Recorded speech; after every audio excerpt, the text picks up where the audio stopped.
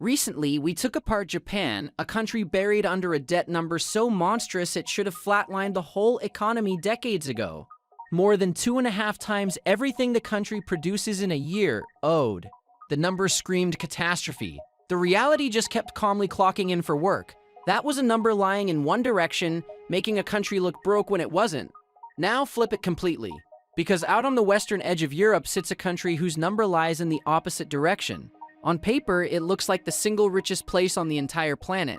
Per person, Ireland produces around $129,000 a year. That's the IMF's 2025 figure, and it ranks Ireland second on Earth, above Switzerland, above Singapore, comfortably above the United States. Adjust for the local cost of living, and the figure clears $150,000 ahead. By that number, the average Irish person outproduces the average American by tens of thousands of dollars every single year. So one of two things has to be true. Either Ireland quietly pulled off the most ludicrous economic miracle in modern history, or that gorgeous world-beating number is hiding something. The title already spoiled the ending. But the how is so much stranger than it's a tax dodge. And the or is it tacked onto the end of that question turns out to be the entire story. So let's actually crack it open. Start with what's real, because it makes everything after it land harder. Wind back 40 years, and Ireland was one of the poorest corners of Western Europe. The economy ran on agriculture. The agriculture ran on rain, and the most dependable export the country had was its own people. For a century and a half, Ireland's most reliable product was a one-way ferry ticket, generation after generation packed up for Boston, New York, London, anywhere with a payslip. By the late 1980s, unemployment was scraping toward 18%, and a huge slice of the young, educated population simply gave up and left. A country that exports its own children is not a country anybody calls rich. Then it made a bet. A small English-speaking island inside the EU, sitting in a tidy time zone halfway between America and Europe, decided to become the friendliest home on earth for foreign corporations. The headline was a corporate tax rate of 12.5%, set at a time when most of the developed world was charging 2 or 3 times that. Low taxes, a young workforce, full access to the European single market, and a government that rolled out the carpet and held the door. The American multinationals came, then they sprinted. And this part genuinely worked, which is the bit everyone forgets. Through the late 90s, the economy caught fire. They called it the Celtic Tiger, and for about a decade, it was real growth, real factories, real money. Then in 2008, the whole thing detonated. A property bubble inflated on cheap credit popped so violently the Irish government had to guarantee the entire banking system overnight, and the country needed an international bailout to keep the lights on. So if you're wondering whether Ireland is capable of believing its own hype until it explodes, history already answered that. They've done it before. Keep that in your back pocket. Now, the beautiful number starts getting strange the very moment a multinational moves in. Because when a company like Apple, or Google, or Pfizer, or Microsoft plants its European headquarters in Dublin, it doesn't just bring a few thousand jobs and an office with suspiciously good coffee. It brings its profits. Specifically, it brings the legal right to book enormous mountains of global profit inside Ireland. Profit earned selling iPhones in France, software in Germany, medicine in Italy. None of that value was created in Ireland. The phone wasn't built there. The customer isn't there. But the profit gets parked there, because that's the address with the smallest tax bill. The trick that makes this hum has a wonderfully dull name: transfer pricing. It's the art of a giant company selling things to itself. An Irish subsidiary buys a patent from a subsidiary in Bermuda, pays a small fortune for the privilege, and just like that, the profit teleports into the lowest tax jurisdiction on the board. There was even a famous version of this nicknamed the Double Irish, a structure so beloved by Silicon Valley that the country eventually had to phase it out under international pressure. All of it perfectly legal, all of it about as connected to real Irish economic activity as a kid pushing peas around a plate to make it look like dinner got eaten. And every last cent of that parked profit gets counted in Ireland's GDP. That's the whole problem. GDP measures everything produced inside a country's borders, and Ireland's borders have, on paper, swallowed the global profits of some of the largest companies that have ever existed. Picture a country of barely 5 million people, somehow showing up in the data as more productive per head than Switzerland, Japan, and the United States. Not because the average person in Cork or Galway is grinding harder than anyone alive, but because a few accountants and a few skyscrapers route the planet's profits through a Dublin postcode. The number went up. The country didn't actually get that much richer. Which brings us to the single greatest moment in the entire history of economic statistics. The day the mask slipped in public. In July 2016, Ireland's Statistics Office released revised growth figures for the year before. A normal country grows 2, maybe 3% in a strong year. Ireland's economy, the office announced, had grown by 26.3% in 12 months. That is not a number that happens to a real economy. That is the number you get when an economy swallows a bowling ball. 24 minutes after the data went public, the Nobel Prize-winning economist Paul Krugman fired off a tweet that would follow the Irish government around forever. He called it, simply, Leprechaun economics, and the name welded itself on. So what actually happened that year? Apple happened months earlier. Apple had restructured and moved a colossal pile of its intellectual property, its patents, its brand, the crown jewels, onto its Irish books. That single accounting maneuver dragged a quarter of the entire national economy into existence overnight. No new factories, no new workers, nothing you could photograph. Just a corporation relocating some paperwork and a whole country's GDP levitating off the floor.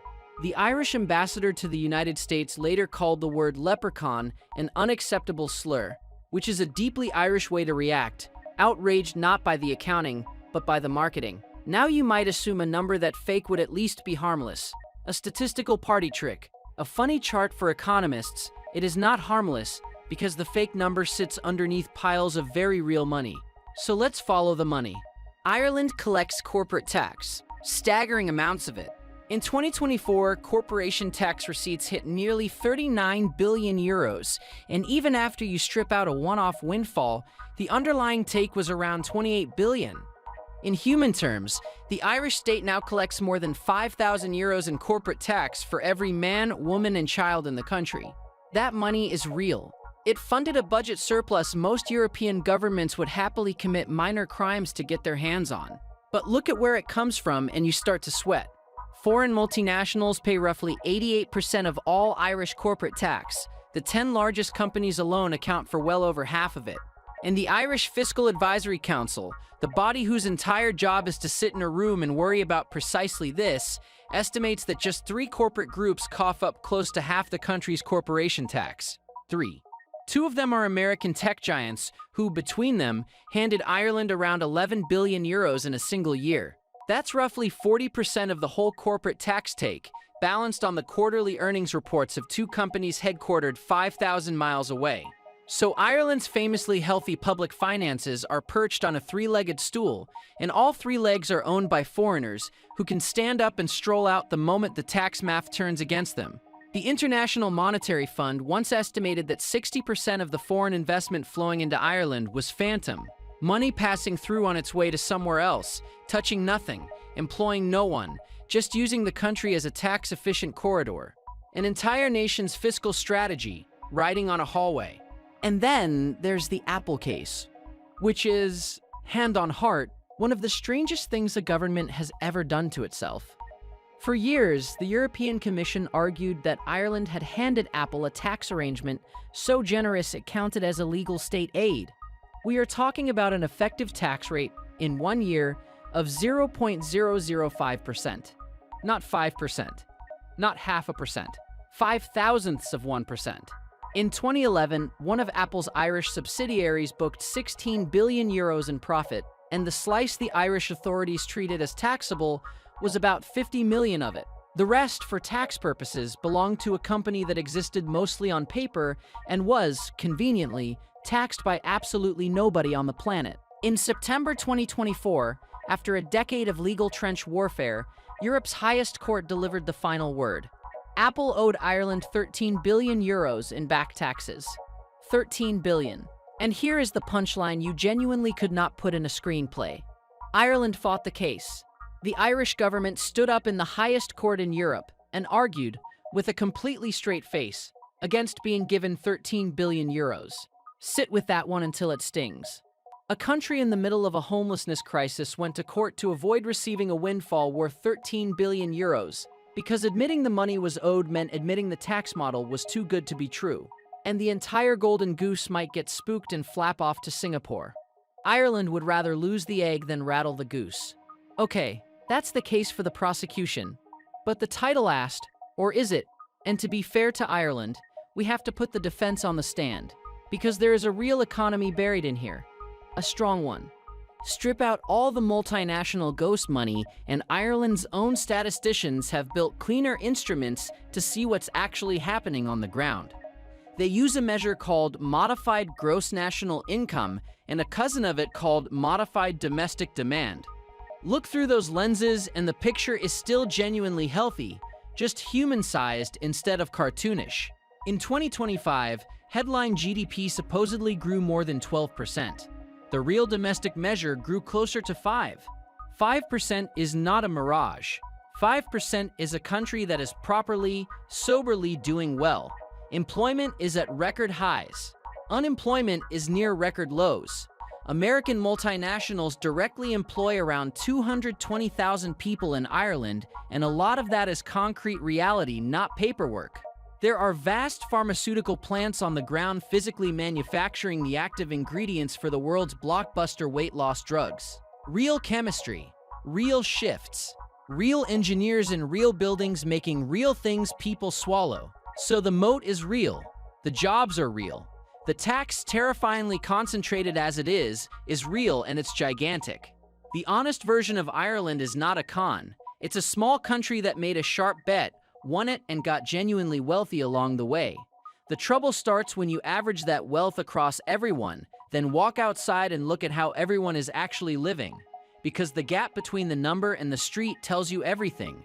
Ireland has, by some measures, the highest output per person on the planet, and it cannot house its own people. The housing situation isn't a downturn. It's a slow-motion emergency. House prices have climbed 91% since 2015, while general prices over that same stretch rose about 22%. Rents have shot up nearly 80%. In parts of Dublin, the median asking price for a home is pushing €800,000. Average rents in the capital sit well north of €2,000 a month, in a country the statistics insist is richer per head than Switzerland. At the start of 2025, homelessness hit a record of roughly 14,500 people, families and children included, in the nation the tables call the second wealthiest on earth. Nurses, teachers, the very people keeping the place running are stuck in shared rentals or living with their parents well into their 30s, locked out of the wealth their own country supposedly overflows with. And here's the cruelest twist of all. The export is back. A recent survey found that around 1 in 3 Irish people are now considering emigrating, mostly because they cannot afford a place to live. 40 years ago, young Irish people left because there were no jobs. Now they're leaving a country with one of the highest GDPs in human history because there are plenty of jobs and nowhere to sleep. The boats are filling up again, in the richest country in the world. When a number can be technically accurate and still be that detached from an actual human life, you have to start asking what the number is even for. So let's settle the title honestly. By the headline figure, Ireland looks like the richest country on earth, and that headline is a hall of mirrors, assembled out of other people's profits and projected onto a small island for tax reasons. But pull the mirrors away and you don't find a poor country cowering behind them. You find a real, prosperous, hard-won economy that punches far above its size. The truth is sitting in the gap between the mirage and the reality, and that gap is the whole lesson. A country's wealth and a person's wealth are not the same thing. GDP measures what gets produced inside the borders. It says nothing about who keeps it, where it sleeps, or whether the engineer writing the iPhone software can afford the apartment across the road from the office. Ireland is the purest example on the planet of a statistic that is completely true and completely useless at the same time. The number is real. The money is real. The wealth, for the average renter watching the asking price climb for the 21st month in a row, is quietly happening to somebody else. And the whole arrangement is far more fragile than the number makes it look, because ghost money can leave.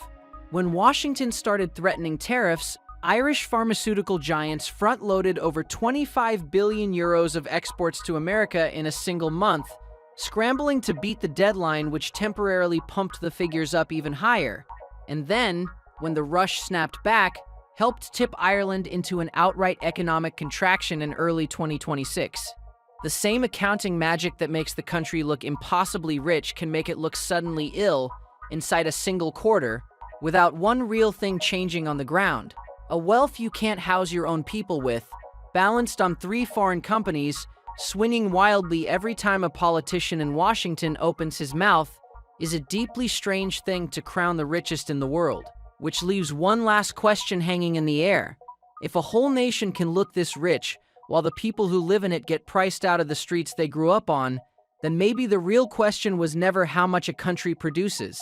Maybe it's why all that wealth keeps ending up so far from the hands that actually do the work, and that strange, stubborn gap between a booming economy and a struggling worker is exactly where we're headed next.